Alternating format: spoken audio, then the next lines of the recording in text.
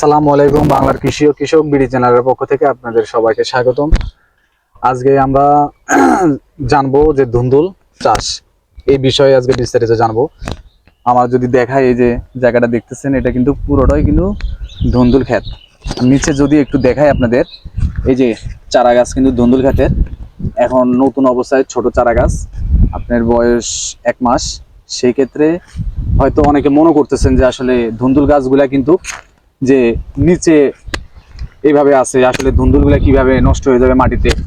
আর আসলে কিন্তু তা না, এই ধুন্দুলটা আপনার মাচাঙের মধ্যে ধুন্দুল চাষ করা হবে। সেই ক্ষেত্রে যদি বলা যায় যে আসলে কেমন কি ধুন্দুল চাষের মাচাঙে আয়, মানে খরচ কেমন, এই বিষয়ে আজকে আমরা জানবো। তাহলে চলুন জেনে নেওয়া যাক। আসসালামু আলাইকুম। আসসালামু আলাইকুম। ওয়ালাইকুম আসসালাম। চাচা ভালো আছেন? আলহামদুলিল্লাহ। আচ্ছা চাচা, আমরা তো আজকে দেখতে পাচ্ছি যে আসলে এই যে ধুন্দুল ক্ষেত, আর এই ধুন্দুল ক্ষেতের মধ্যে আপনি যে মাচাং করতেছেন, আমাদের অনেক ভাই যারা আছে যে আসলে নিচে বা এই ধরনের আপনার ধুন্দুল চাষ করতে চায়, তাদের এই ধরনের মাচাঙে তাদের বিষয়ে একটু যদি কিছু বলেন। পাটিতে 10,000 টাকার নলি বাস লাগে এক পাটি জায়গায়। আচ্ছা, এই যে এই জায়গায় আপনার কতটুকু জায়গা আছে? এই জায়গার মধ্যে 15 ডিসিম জমি আছে। 15 ডিসিম। আর এর মধ্যে যে আপনার যে দড়ি বাঁশ এটা দিয়ে যে মাচাং করছেন, এর মধ্যে আপনার কত টাকা খরচ হতে পারে? এটা 20,000 টাকা খরচ, এই 15,000 টাকা এটার মধ্যে একেবারে সম্পূর্ণ খরচ হবে টাল দিতে। 15,000 টাকা। আচ্ছা, তাহলে 15,000 টাকার মধ্যে আপনার এই ধুন্দুলের মাচাং পুরোটা কমপ্লিট হয়ে যাবে। আর এর মধ্যে বলা যায় যদি আসলে কেমনটা লাভবান, মানে লাভ কেমন কি? মোটামুটি লাভই।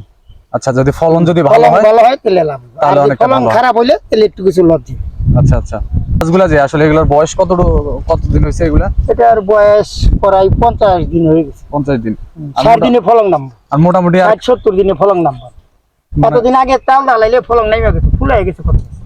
ও আচ্ছা, তাহলে আর কিছুদিনের মধ্যে আপনার মাচাঙের মধ্যে আপনার এই গাছটা উঠে যাবে না? বিষয় যে আসলে মাচাং দেওয়ার কারণটা তো আসলে অবশ্যই আছে, যেটার কারণটা হলো কি যে আসলে ফল বেশি হয় বা ফলন বেশি হইব, ফলনটা ক্লিয়ার হইব, ফলনটা বাজারে নিলে বিকবো বেশি। আচ্ছা, এইটাই হলো কারণ।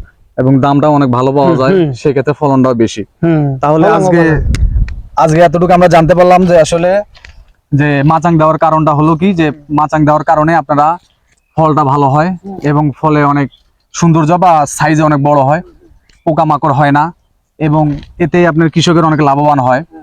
আর চাচা থেকে শুনলাম বিস্তারিত যে আপনার এতটুকু জায়গার মধ্যে এই পরিমাণ খরচ হয়। আসলে অনেক ভাই যারা আছেন, নতুন উদ্যোক্তা ভাই যারা আছেন, যারা মাচাঙের মধ্যে এই ধরনের চাষ করতে চান, তাহলে আপনারা এই ধরনের চাষটা করতে পারেন। তাহলে যদি আমাদের ভিডিওটি অবশ্যই ভালো লাগে, তাহলে চ্যানেলটিকে সাবস্ক্রাইব করবেন এবং নতুন নতুন ভিডিও পেতে আমাদের সঙ্গে থাকবেন।